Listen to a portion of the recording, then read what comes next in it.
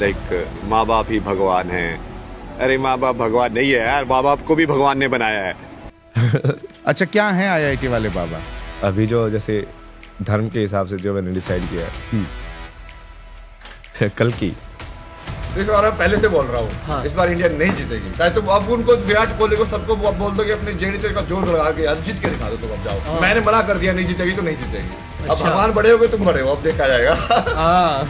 ऐसे बाबे को ढोंगी को तुरंत फांसी की सजा देना चाहिए। क्या तब और क्या करने, ऐसे जो करा भगवान है, भगवान का मतलब है जानता है। गांजा, आप गांजा पीते हैं?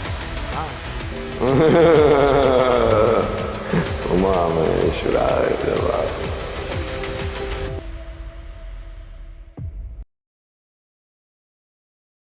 इस महाकुंभ से पहले एक नॉर्मल सा इंसान जिसने इस दुनिया के मोह माया को त्याग कर बोला कि यार बस अब हो गया। सब झूठ फूट, सारे रिश्ते विश्ते कुछ नहीं है, नौटंकी। शैतान के रूप में जब माँ बाप मिले तो कैसा लगेगा? बहुत कुछ हुआ ना जिंदगी में। अपनी लाखों की नौकरी छोड़ दी और वैराग का जीवन अपना लिया। मतलब भाई ने मान लिया कि यार अब इस दुनिया में उसे किसी से कोई लेना देना नहीं है, और या बस अपना खाना पीना, अपनी खोज करनी, भगवान के बारे में जानना, अपने बारे में जानना कि वो इस दुनिया में क्यों आया, या उसने मान लिया था। उसके अपने जानने वाले उसे भूल चुके थे, कोई उससे उसका हालचाल नहीं पूछता, कई तो उसे पागल कहते थे और उसे मेंटल हॉस्पिटल ले जाना चाहते थे। आपके पुराने दोस्तों से बातचीत होती है, आपकी जो स्कूल या फिर जो आपके कॉलेज टाइम में दोस्त रहे हो? कोई दोस्त नहीं है ना, सबने छोड़ दिया था ना उस टाइम पे। इन्होंने बोला ना, ये भगवान ने मेरा बढ़िया फिल्टर कर दिया था दुनिया को। अगले ही मोमेंट वो इंसान टॉप ऑफ द नेशन बन जाता है, ट्विटर पे ट्रेंडिंग रहता है, यूट्यूब पे हर दूसरी वीडियो उसके बारे में रहती है, यहाँ तक कि नेशनल न्यूज चैनल्स में प्राइम टाइम में उसके बारे में बात हो रही होती है। पब्लिक उनके बारे में जानना चाह रही थी, उनका चेहरा हर जगह दिखाई दे रहा था। But here is a catch, उन्होंने कभी खुद से ये सब नहीं मांगा। वो तो मस्त अपना खाते पीते घूमते अपनी खोज करते, इंस्टाग्राम में अपने आइडियाज शेयर करते रहते। Okay guys, so 6 episodes left in this English series. After that we will do a Hindi series. Figured out like the darkness actually you are not seeing. Your mind is just projecting it. It is seeing the light, but it is empty space. It is projecting a darkness. और दुनिया की रीत देखो आप, जिस इंसान ने इस मेटेरियलिस्टिक मोह माया वाली दुनिया को त्याग कर ये कहा कि यार ये अचीवमेंट क्या है, क्या करोगे पैसों के पीछे भागते भागते। तो इस अवस्था में कैसे प्राप्त हुए? ये अवस्था तो सबसे बेस्ट अवस्था है। ज्ञान के पीछे चलते जाओ, कहाँ जाओगे? यहीं पे आओगे। वो इसलिए वायरल हो गए क्योंकि उन्होंने आईआईटी से पढ़ाई की थी। मतलब यार लोगों ने जब वो इस इंटरव्यू को देखा वो अचंभे में पड़ गए कि एक आईआईटी से पास आउट हुआ बंदा, मतलब जो दुनिया में कुछ भी कर सकता था, आखिर उसने वैराग का जीवन क्यों अपनाया? कि आईआईटी से किया तो मतलब कुछ तो होगा भाई, तो सोसाइटी ट्रस्ट भी ज़्यादा करती है। जैसे आईआईटी बाबा ये नाम मैंने थोड़ी दिया है, ये तो जो मैंने इंटरव्यू में बोला उस जर्नी में से जो उनको क्लिक किया उसके हिसाब से नाम पड़ गया। क्योंकि वो क्लिक भी आईआईटी किया, क्योंकि वो आईआईटी ब्रांड ही सबसे ज़्यादा उनके दिमाग में गया कि यार ये आईआईटी करके कैसे कर गया।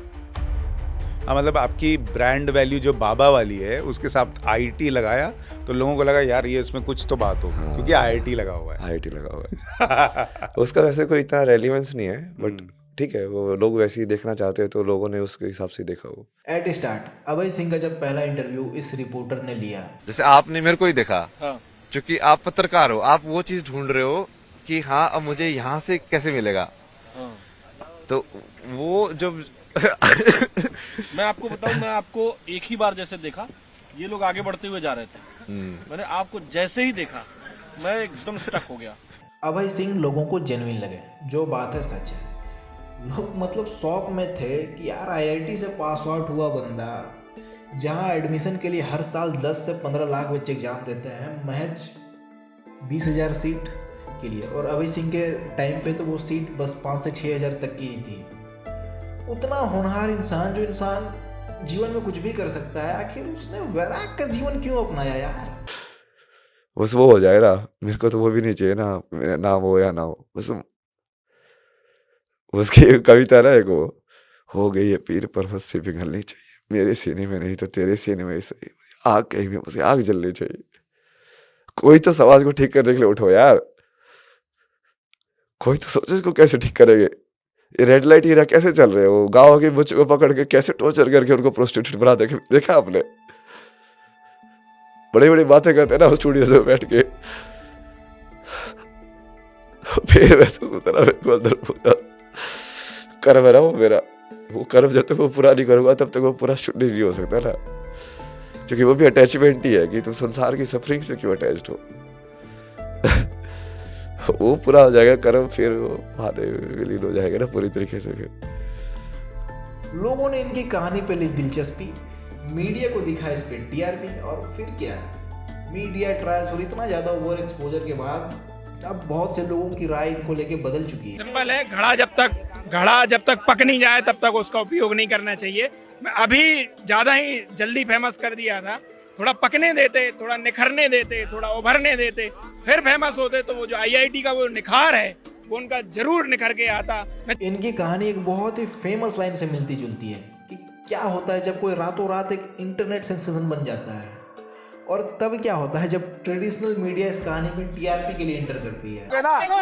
मैं एफआईआर लॉन्च कर रहा हूँ, इन लोगों ने ना स्टूडियो के अंदर बंद कर दिया मेरे को, कोई गेट बंद नहीं है, गेट भाई देखो मेरे को, और ये मुझे बाहर नहीं जाने दे रहे हैं, ठीक है, गेट बंद नहीं है, गेट स्टूडियो के अंदर बंद कर दिया, गेट खुलवाइए, क्या बना गेट खुलवाइए, नहीं है गेट भाई देखो खुलवाइए, नहीं जरूरी है। इंटरनेट तो फास्ट है बट ट्रेडिशनल मीडिया वो भाई मोटू से भी तेज है।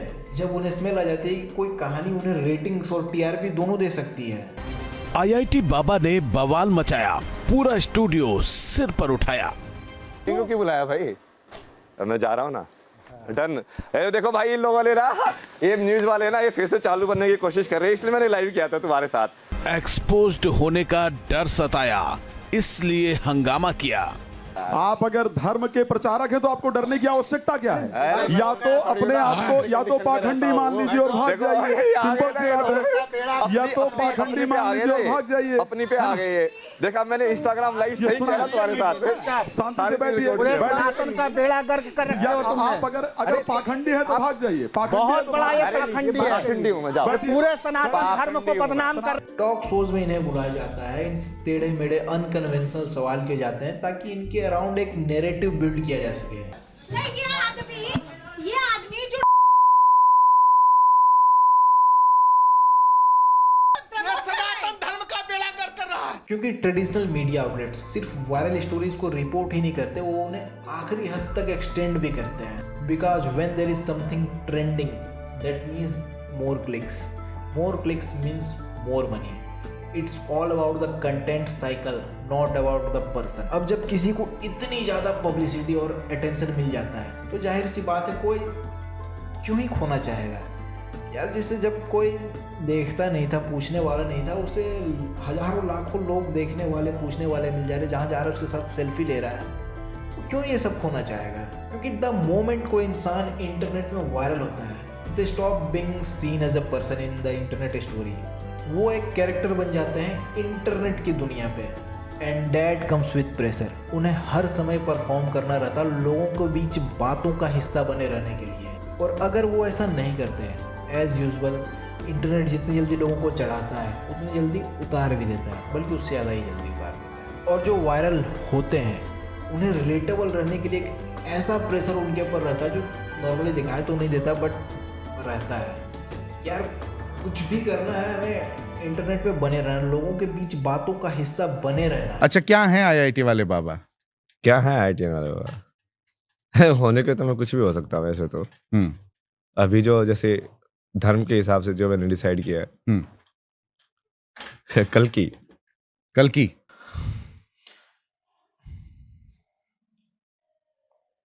इस बार मैं पहले से बोल रहा हूँ, हाँ। इस बार इंडिया नहीं जीतेगी। चाहे तुम अब उनको विराट कोहली को सबको बोल दो कि अपने जेडीचे का जोर लगा के यार जीत के दिखा दो, तुम अब जाओ। हाँ। मैंने मना कर दिया नहीं जीतेगी तो नहीं जीतेगी। अच्छा। अब भगवान बड़े हो गए, तुम बड़े हो, अब देखा जाएगा।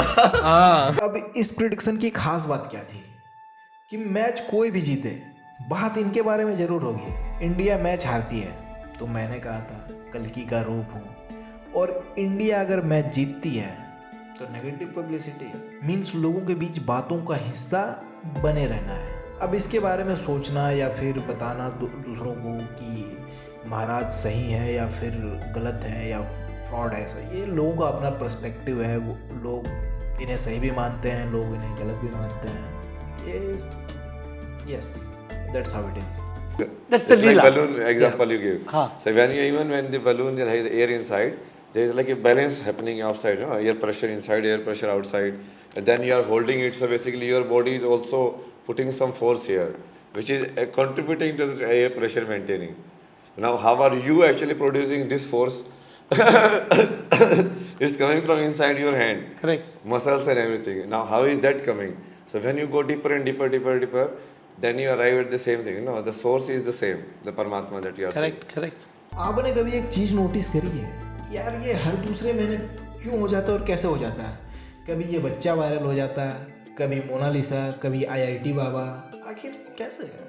क्योंकि वायरल फेम सिर्फ इंटरटेनमेंट के लिए सीमित नहीं है, इसके पीछे एक बहुत बड़ा बिजनेस मॉडल है. Every viral moment creates millions in ad revenue for YouTube, news outlets, for brands. The bigger the story, the more money corporations make. इसलिए मीडिया आउटलेट्स या न्यूज चैनल्स वायरल मोमेंट्स को सिर्फ report नहीं करती, वो उन्हें काफ़ी हद तक एक्सटेंड करती है, उन्हें मोनेटाइज करने के लिए ग्लैमराइज करती है. और फिर देखते ही देखते एक कहानी से दूसरी कहानी में लोग शिफ्ट कर जाते हैं और ये साइकिल चलता ही रहता है. Here is the hard truth. Viral fame एक लंबे समय तक टिके रहने के लिए नहीं बनी है. इसे उस बंदे को छोड़कर उसके चारों तरफ हर किसी को प्रॉफिट कमाने के लिए बनाया गया है. देखो, न्यूज़ चैनल को उनकी रेटिंग्स मिल गई, लोगों को उनका एंटरटेनमेंट मिल गया. अब जो इस कहानी के सेंटर में थे, अब तो समय ही बताएगा उनके साथ क्या होता है. अधिकांश लोग अपनी नॉर्मल लाइफ को फिर से बनाने के चक्कर में फेड कर जाते हैं. कुछ को सक्सेस मिलती है, कुछ को नहीं मिलती है.